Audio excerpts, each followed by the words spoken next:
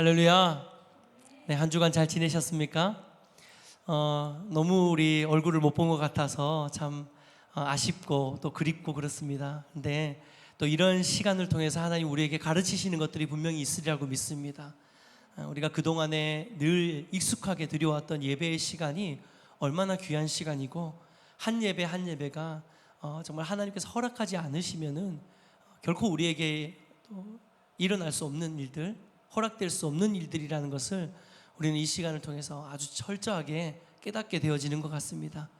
기대하고 소망하는 것은 우리가 다시 모였을 때 이전보다 더 깊은 예배로, 또 더 뜨거운 예배로, 더 갈망하는 예배로, 기대하고 소망하는 예배로 주의 얼굴을 구하며 함께 예배할 그날을 우리가 사모하고 소망합니다. 할렐루야.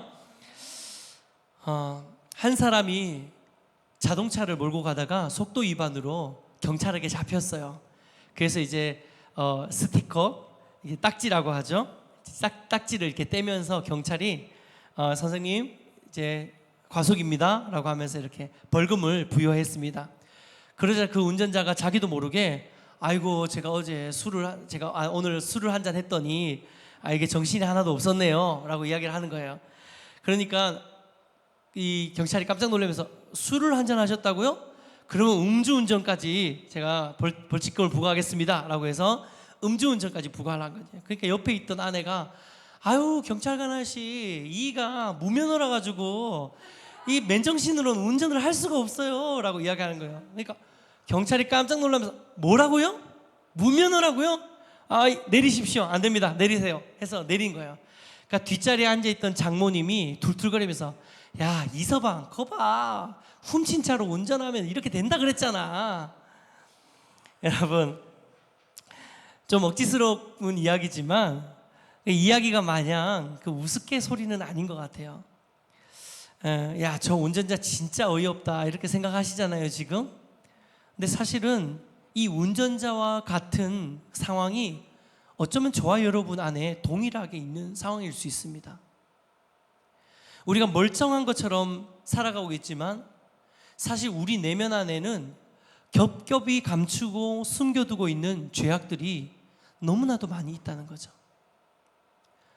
마치 이 운전자가 한꺼풀 벗길 때마다 과속에, 음주운전에, 무면허에, 훔친 차에 이렇게 하나씩 더 딥하게 더 한꺼풀 들어갈 때마다 더 깊은 죄악들이 드러났던 것처럼 여러분 우리도 사실 그러한 존재일 수밖에 없다는 거예요.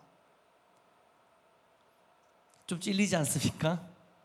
우와 저 운전자 진짜 어이없다 라고 생각하다가 그것이 내 모습이라고 생각했을 때 어쩌면 우리가 좀 정신이 화들짝 드는 그런 일을 경험하지 않을까 하는 생각이 듭니다. 여러분 이거 사실입니다.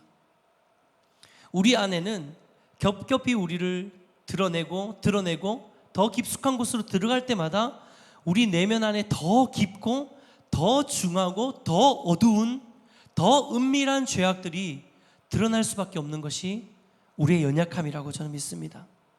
겉으로 보면 진짜 괜찮은 사람인 것 같고 겉으로 보면 굉장히 제법 신실한 그리스도인 같이 우리가 그렇게 살아가고 있지만 사실 우리의 진짜 모습을 누군가에게 오픈해라고 이야기했을 때 우리가 자신 있게 우리의 진짜 감춰둔 아주 속 깊은 우리의 모습까지 다 보여줄 수 있는 사람이 과연 몇이나 되겠습니까? 그럴 수 없다는 거죠. 어쩌면 우리는 이 땅을 살아가면서 우리의 몸만 점점 어린 아이에서부터 어른이 되기까지 우리의 몸만 자라는 것이 아니라 죄를 짓고 감추는 기술도 점점 자라나면서 고급 기술이 되어지고 있는 것 같아요. 그래서 어린아이 때는 작은 죄 하나도 지었을 때도 금세 들통나 버리잖아요. 작은 죄를 짓고 어린아이가 속인다고 속이지만 그게 속여지나요? 아니죠. 금세 들통나 버리잖아요. 그렇지만 나이가 들수록 이제 죄를 습득하고 죄를 감추는 노하우가 더 많이 늘어나는 거죠. 그러면서 이제는 들통나지 않게 굉장히 젠틀하게 죄를 짓고 젠틀하게 죄를 숨기는 그 기술이 우리 모두에게는 점점 쌓여져 가고 자라가고 어떤 의미에서 노하우가 더 성장하는 그것이 우리의 모습이 아닐까라는 생각도 해봅니다. 몇 주 전에 점심시간에 제가 점심 식사를 하려고 우리 교회 건물 뒤편 주차장 쪽으로 이렇게 내려갔어요. 근데 그때 저희 교회의 신실한 3명의 청년이 함께 형제가 연합하여서 아름답게 담배를 피우는 장면을 제가 목격하게 된 거죠. 지들이 뭐 다니엘과 세 친구도 아닌데 사드락과 메삭과 아벳누고처럼 마치 풀무불에 뛰어드는 것처럼 함께 담뱃불을 피우고 있더라고요. 그래서 제가 그 3명의 신실한 세 명의 신실한 우리 청년들에게 야, 너 거기서 뭐하냐 니네들? 라고 이렇게 물었어요. 그러니까 이 3명의 신실한 청년들이 저를 발견하고 막 동공이 흔들리는 거예요. 막 어찌할 줄을 모르면서 동공이 막 흔들리는 것을 제가 보게 되었습니다. 그 순간 극명하게 갈리는 반응이 있더라고요. 그래도 제법 오랫동안 담배를 피운 녀석은 아주 여유롭게 담배를 딱 숨기는데, 담배를 피우지 얼마 안 된 청년 한 명은 이 담배를 이게 치워야 되는지도 모르고 이게 숨겨야 될지도 모르고 그대로 든 상태로 이렇게 끼우고 어벙하게 얼빵하게 저를 쳐다보면서 멍하게 이렇게 저를 보고 있더라고요. 아직 감추는 기술이 이게 익숙하게 숙달되지 않는 거죠. 사실 생각해 보면 사람들에게는 우리의 모습을 혹은 우리의 죄를 잘 숨기면서 살아갈 수도 있을 것 같아요. 내 안에 있는 죄를 제법 그럴듯하게 사람들에게는 숨길 수 있고 이렇게 드러내지 않을 수 있는 그런 기술이 어쩌면 우리에게는 모두 다 탑재되어 있을 수도 있습니다. 하지만 우리가 기억해야 되는 분명한 한 가지 사실이 있어요. 그것은 뭐냐면 이 땅에서 우리가 아무리 죄를 감추는 기술을 잘 터득한다 하더라도 우리의 모든 죄악들이 낱낱이 드러나게 될 때가 분명히 온다는 것입니다. 제 아무리 양파 속처럼 꽁꽁 감추면서 정말 베일에 감추면서 그럴듯한 사람처럼 속이면서 이 땅을 살아갈 수 있을지는 모르지만 혹여나 그렇게 살아간다 하더라도 언젠가 반드시 우리의 죄악들이 낱낱이 드러나게 될, 낱낱이 발견되어지게 될 때가 분명히 오게 된다는 거죠. 고린도전서 4장 5절 말씀 같이 한번 읽어보도록 하겠습니다. 시작.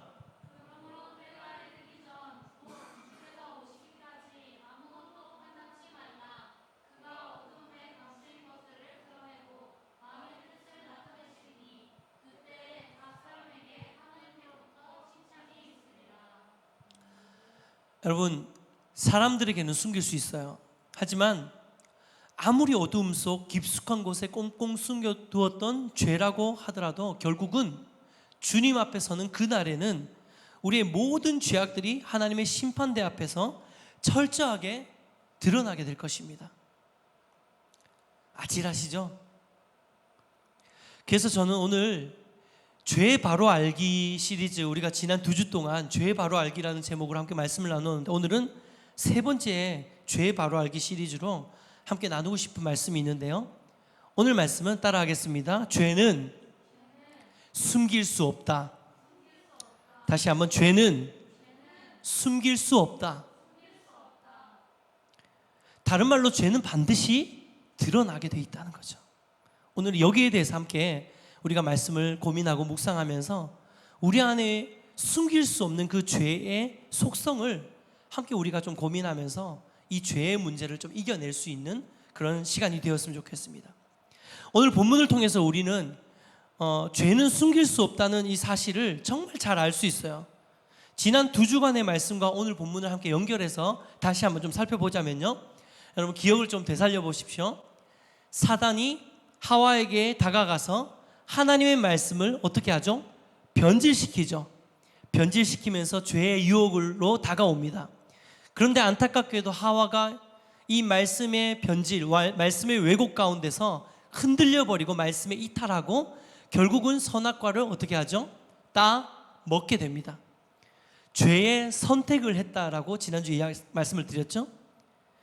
그리고 이어지는 것이 바로 오늘 본문 말씀인데요. 오늘 본문에는 죄로 무너진 인간을 하나님께서 직접 부르시고 그 죄에 대해서 신문하시고 심판하시는 심판자 되시는 하나님의 모습이 드러나고 있습니다. 창세기 3장 8절에서 19절 말씀, 오늘 우리가 10절까지 읽었지만 사실 오늘 본문의 전체의 패러그랩은 8절에서 19절까지라고 볼 수 있습니다.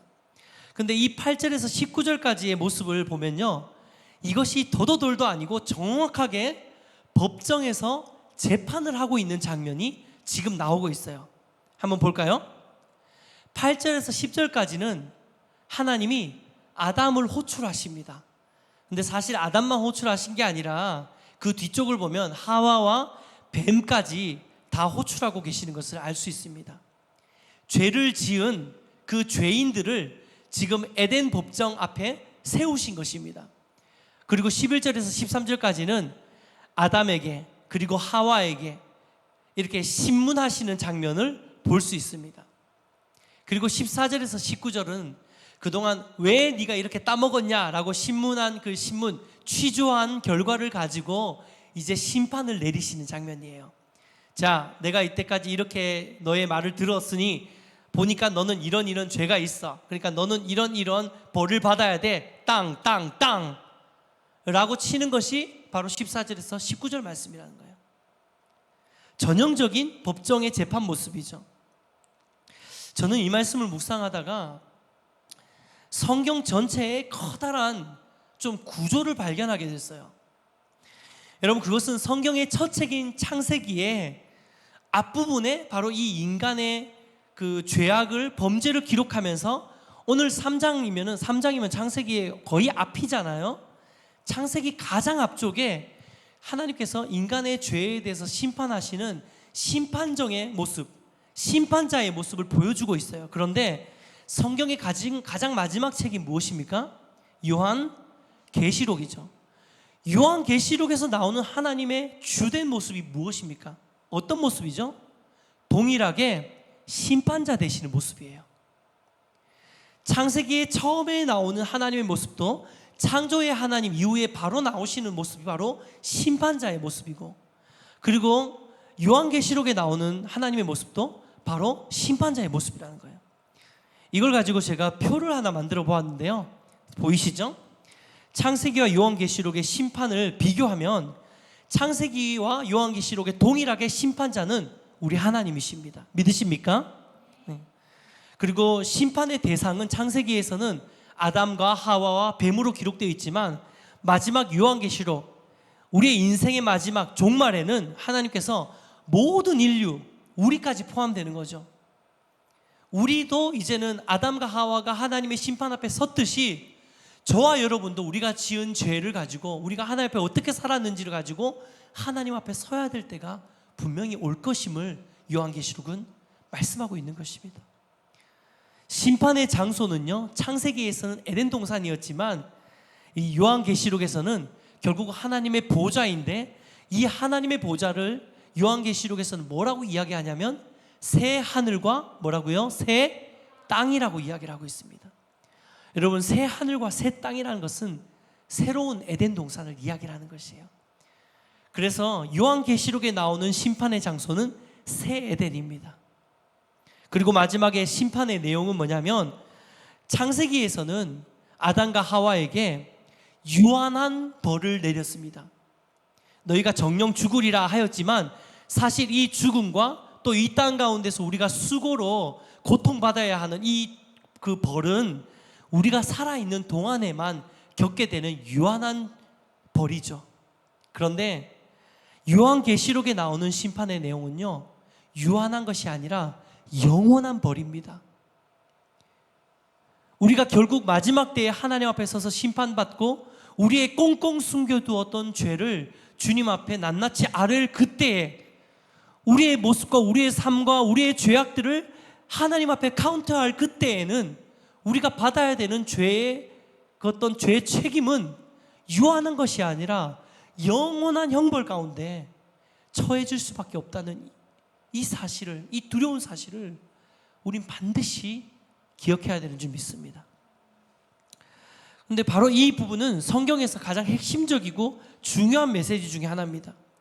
결국 성경은 뭐냐면 하나님의 말씀에 불순종한 죄인이 예수 그리스도를 통해서 새 언약 백성이 된다면, 이 죄에서부터 회복이 되면 영원한 생명을 얻게 될 것이고, 우리가 그 예수 그리스도를, 죄 가운데서 예수 그리스도를 온전히 붙들지 않으면, 십자가의 보혈의 능력을 우리가 힘입지 않으면 우리는 영원한 형벌 가운데 처해질 수밖에 없는 죄인이 된다는 것이 바로 성경 전체의 내용이라는 거예요. 여러분, 깊게 설명할 것도 없이요, 아주 노골적이고 직설적으로 말씀드리자면 죄는 반드시 드러날 것이다.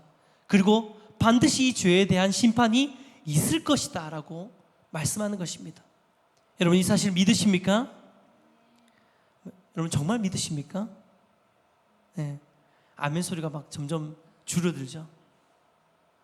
여러분, 이 사실을 진짜 우리가 믿는다면 우리의 삶이 좀 변화되어야 되지 않습니까?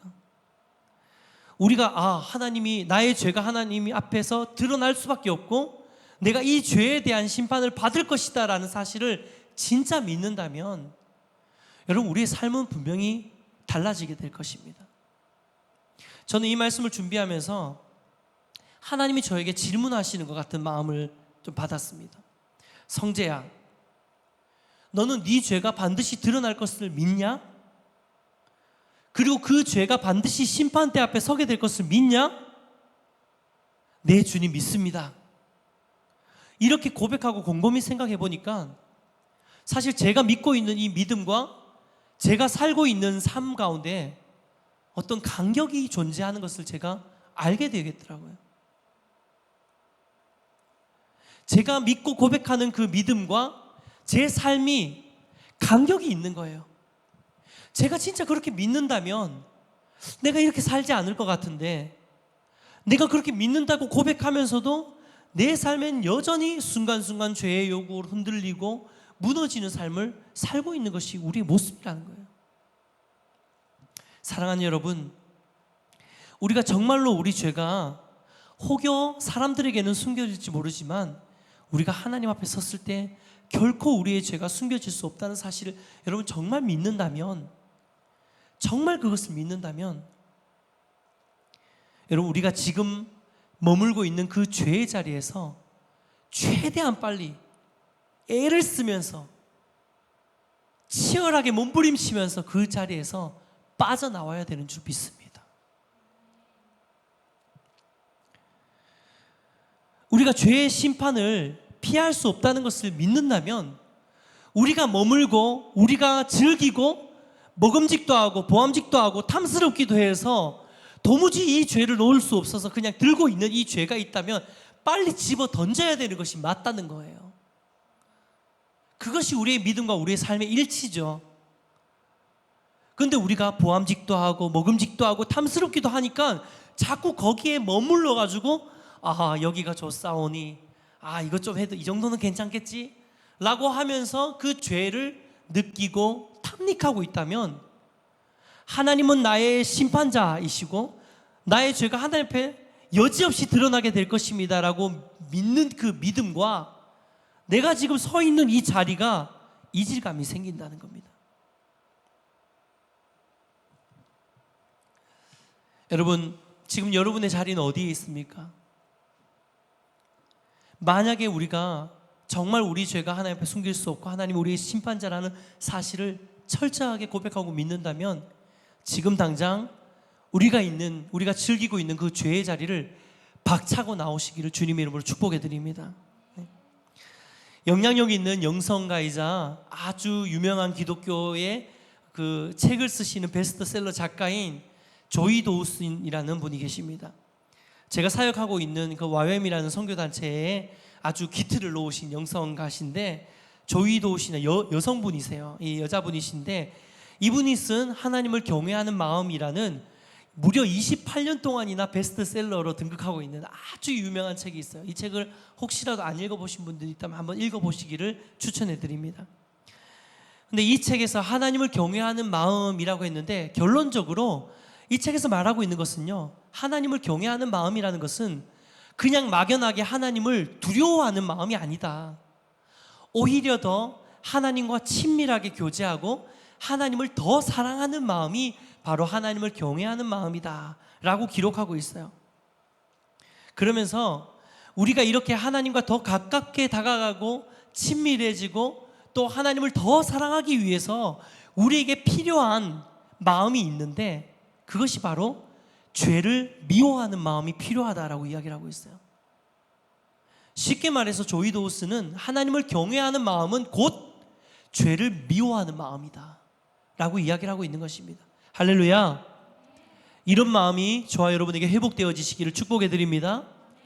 우리가 하나님을 경배합니다, 하나님 경외합니다, 하나님 사랑합니다 라고 하는 말은 곧 다른 말로 하자면, 더 우리 삶에 와닿는 말로 새롭게 번역을 하자면, 나는 죄를 미워합니다 주님, 난 죄가 싫습니다 주님, 나는 죄의 자리에 머물기를 거부합니다 주님 이라고 말하는 것이 하나님을 사랑합니다 주님, 제가 주님을 경배합니다, 경외합니다 라고 하는 말과 동일한 말이라고 해석할 수 있는 것이죠. 여러분, 오늘 이 고백이 우리 가운데 회복되기를 원합니다. 축복하기는 정말 이 죄를 미워하는 마음이 우리 안에 회복되어져서 이 마지막 심판의 날에 정말 주님 앞에 섰을 때, 하나님, 제가 이 땅을 살아가면서 정말 저를 삼키려고 다가오는 우는 사자와 같은 그 사단의 죄의 유혹에서 제가 이기려고 몸부림치고 근신하여서 깨어 있었습니다 주님, 제가 그렇게 애썼습니다 주님, 제가 그렇게 몸부림쳤습니다 주님, 제가 그렇게 하나님을 경외하기 위해서 죄를 미워했습니다 주님, 그렇게 고백할 수 있는 것이 우리가 심판대 앞에 섰을 때 우리의 모습이 되기를 소망합니다. 자, 그렇다면 이제 이 죄가 결코 숨길 수 없고 결국에는 심판을 받는다는 이 사실을 우리가 정말 선명하게 알게 되었잖아요. 그럼 이제 우리가 어떻게 해야 됩니까? 우리가 이제 뭘 해야 됩니까? 아, 내 죄는 사람은 숨길 수 있지만 하나님 앞에 내 죄를 숨길 수 없구나, 반드시 이 죄는 심판대 앞에서 드러나게 될 것이구나 라는 사실을 여러분이 진짜 마음 깊이 느끼고 믿는다면 우리가 어떻게 해야 됩니까? 여러분, 결론부터 말씀드리자면요, 숨지 말고 도리어 하나님 앞에 나가야 되는 줄 믿습니다. 숨지 말고 하나님의 얼굴을 구해야 되는 줄 믿습니다. 우리 오늘 본문 10절 말씀 같이 한번 믿음으로 읽어보도록 하겠습니다. 시작. 이르되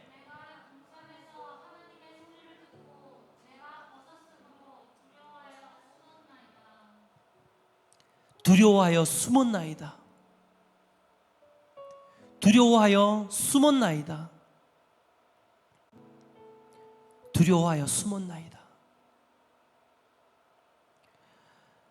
만약 누군가가 범죄를 저질렀다면요, 그 사람이 정신이 이상한 사람이 아니고서는 범죄한 그 사람은 그 죄를 지은 자리에서 곧바로 도망쳐서 자신을 숨길 것입니다. 여러분, 이것이 죄의 가장 뚜렷한 특징 중에 하나예요. 숨김. 죄는 숨기는 속성이 있어요. 가장 죄의 선명한 특징 중에 하나라는 거예요. 왜 숨는 것일까요? 왜 죄를 지으면 숨게 되는 것일까요? 오늘 본문에 기록되어 있잖아요. 두려워하여 숨었나이다. 두려움 때문입니다. 이것이 사단의 굉장히 중요한 전략이에요. 우린 지난 3주 동안, 오늘까지 포함해서 3주 동안 죄 바로 알기라는 제목으로 말씀을 전하면서 우리가 계속 지금 점검하고 있는 것이 사단이 우리에게 쓰는 전략이에요. 하나님의 말씀을 100% 신뢰하지 못하도록 하나님의 말씀을 왜곡시키잖아요. 변질시켜버리잖아요. 그리고 죄가 너무 맛있는 것처럼 보여주잖아요. 정말 맛있다. 선택하게 만들잖아요. 그리고 죄를 짓고 난 다음에는 하나님께로 돌아가지 못하도록 숨겨버립니다. 숨게 만듭니다. 낯을 돌이키게 만드는 것이죠.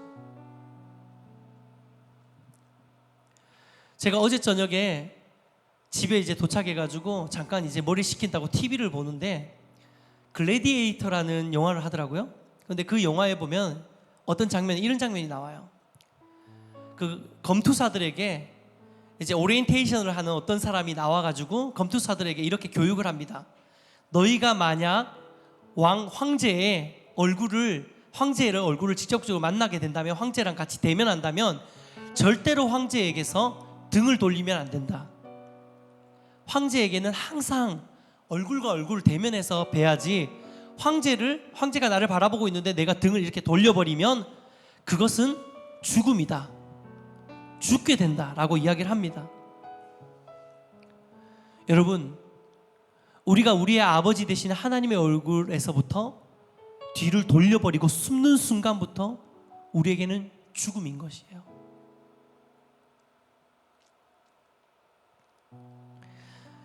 왜 사단이 죄로 인해서 두려움을 갖게 하고 숨어버리게 하는 줄 아십니까?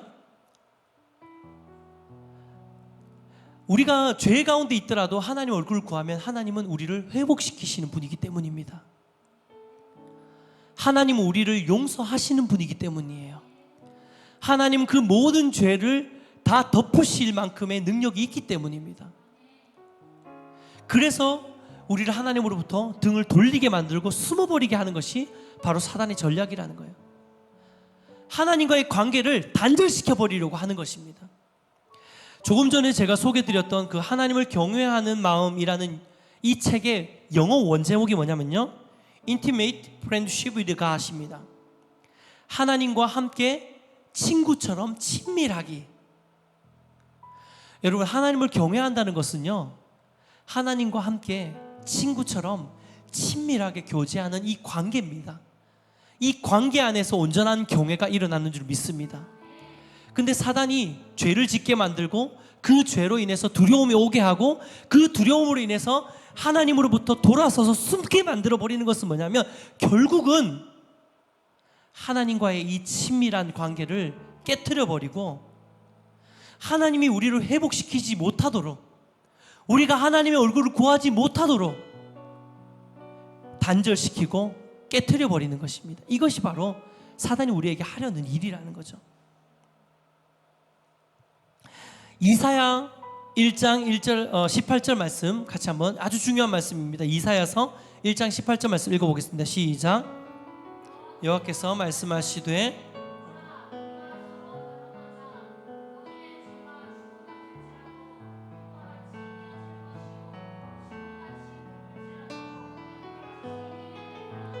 아멘. 여러분 비록 우리 삶에 주홍같이 붉은 죄가 있다 하더라도 하나님은 저와 여러분을 절대로 포기하지 않으시는 분이신 줄 믿습니다. 오늘 본문에서 뭐라 그럽니까? 오라 우리가 서로 변론하자. 너희 죄가 너무 진하더라도, 너희 죄가 너무 많더라도 내가 양털같이 눈과 같이 희게 하리라. 여러분, 한글 성경에는 오라 우리가 서로 변론하자, 뭔가 이렇게 묵직하게 기록하고 있잖아요. 근데 영어 성경 NIV를 보면요, 오라 이걸 어떻게 기록하냐면 Come now, come now. 훨씬 더 간절하게 하나님 우리를 부르고 계세요. 오라 우리가 서로 이게 아니에요. 지금 당장 와, 제발 좀 와, 머뭇거리지 말고 와. 너 죄 많은 거 다 알아. 너 죄로 인해서 힘들어하는 거 다 알아. 그렇지만 나한테 숨지 말고 와. 숨지 말고 나한테 와. Now, come now 라고 이야기를 하시는 거예요. 지금 바로 와라. 조금이라도 그 죄로 인해서 고통받지 말고 빨리 와서 해결받아라. 빨리 와서 회복해라. 여러분, 이게 우리 하나님의 마음인 줄 믿습니다. 말씀을 맺겠습니다. 사랑하는 예배인교회 성도 여러분, 저는 오늘 우리의 죄가 결코 숨겨질 수 없다는 사실을 생각하면서 솔직히 처음에는 좀 아찔하더라고요. 그리고 저를 좀 돌아보게 됐어요. 아, 하나님, 제 삶은 어떻습니까? 아마 많은 분들이 이 설교를 들으면서 비슷한 생각을 하실 것입니다. 그런데요, 제가 말씀을 좀 더 깊이 있게 묵상하니까 전혀 새로운 은혜가 저한테 또다시 임하는 것을 느끼게 되었어요. 하나님이 우리의 모든 죄악을 낱낱이 알고 계신다고 우리가 믿고 있잖아요. 믿으십니까? 근데 중요한 것은요, 하나님이 우리의 죄악만 낱낱이 알고 있는 것이 아니에요. 하나님이 왜 우리의 죄악을 다 알고 계실까요? 한순간도 여러분에게서 눈을 떼지 않으시기 때문이에요. 단 한순간도 졸지도 않고 주무시지도 않고 저와 여러분을 바라보고 계시기 때문에 하나님 우리 죄를 낱낱이 아시는 거거든요. 그 말을 다른 말로 하자면요, 하나님은 우리의 죄뿐만 아니라 우리의 모든 삶을 낱낱이 알고 계십니다. 우리의 아픔도, 우리의 고통도, 우리의 상처도, 우리의 현실의 문제도, 재정의 문제, 관계의 문제, 자녀의 문제, 가정의 문제, 우리 안에 놓여있는 진로의 문제, 수많은 문제들도 하나님이 이미 알고 계신다는 거예요.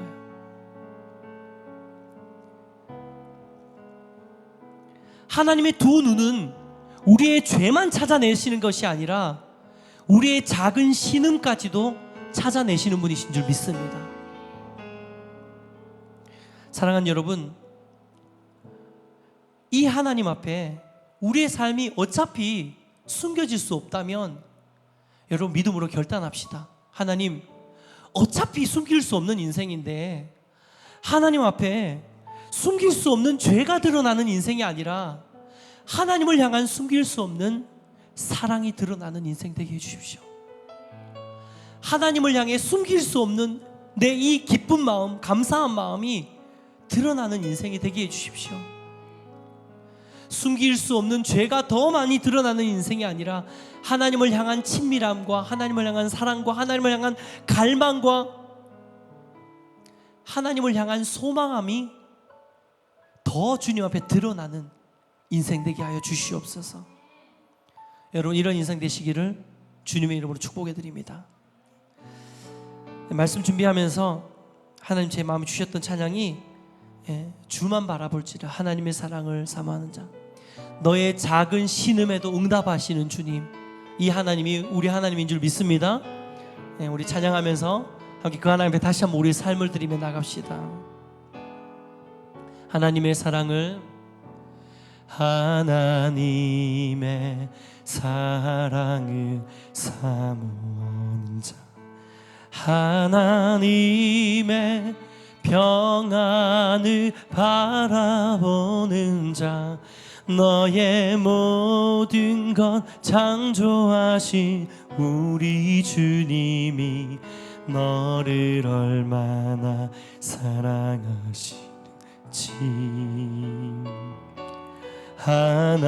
하나님께 찬양과 경배하는 자, 하나님의 선하심을 닮아가는 자, 너의 모든 것 창조하신 우리 주님이 너를 자녀 삼으신 하나님 사랑의 눈으로, 하나님 사랑의 눈으로 너를, 하나님 인자한 귀로서, 하나님 인자한 귀로서 언제나 기울이시니 어두움에 밝은 빛을 비춰주시고, 너의 작은 신음에도 응답하시니, 너는 어느 곳에 있든지 주를 향하고 주만 바라볼 볼지라. 하나님 사랑의 눈으로, 하나님 사랑의 눈으로 너를 어느 때나 바라보시고. 그렇습니다 주님. 하나님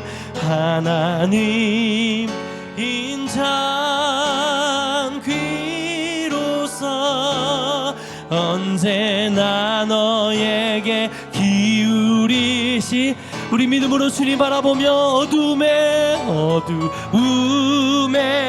밝은 빛을 비춰주시고 너의 작은 신음에도 응답하시니 나는 어느 곳에 있든지 주를 향하고 주만